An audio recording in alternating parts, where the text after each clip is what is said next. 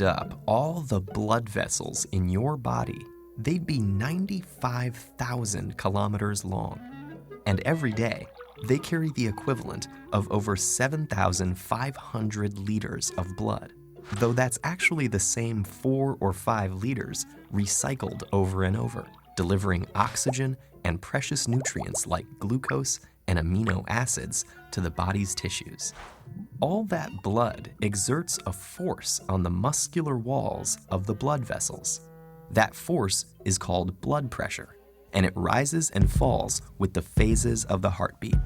It's highest during systole, when the heart contracts to force blood through the arteries. This is your systolic blood pressure. When the heart is at rest between beats, blood pressure falls to its lowest value, the diastolic pressure. A typical healthy individual produces a systolic pressure between 90 and 120 millimeters of mercury, and diastolic pressure between 60 and 80. Taken together, a normal reading is a bit less than 120/80. The blood traverses the landscape of the body through the pipes of the circulatory system. In any plumbing system, several things can increase the force on the walls of the pipes: the properties of the fluid, extra fluid, or narrower pipes. So if the blood thickens, a higher pressure is needed to push it, so the heart will pump harder. A high salt diet will lead to a similar result.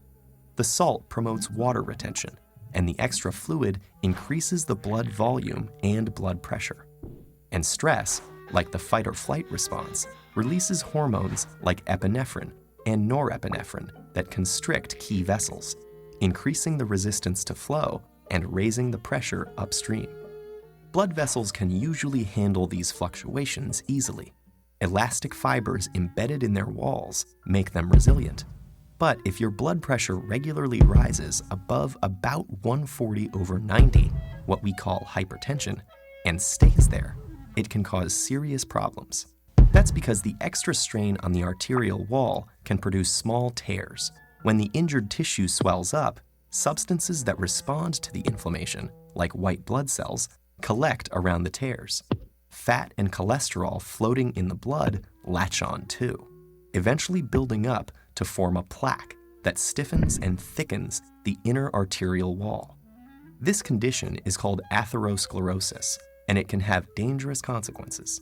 If the plaque ruptures, a blood clot forms on top of the tear, clogging the already narrowed pipe. If the clot is big enough, it can completely block the flow of oxygen and nutrients to cells downstream. In vessels that feed the heart, that will cause a heart attack when oxygen-deprived cardiac muscle cells start to die. If the clot cuts off blood flow to the brain, it causes a stroke. Dangerously clogged blood vessels can be widened by a procedure called an angioplasty.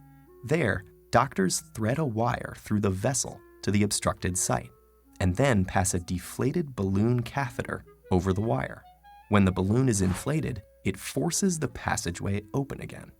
Sometimes a rigid tube called a stent is placed in the vessel to help hold it open, letting the blood flow freely to replenish the oxygen-starved cells downstream.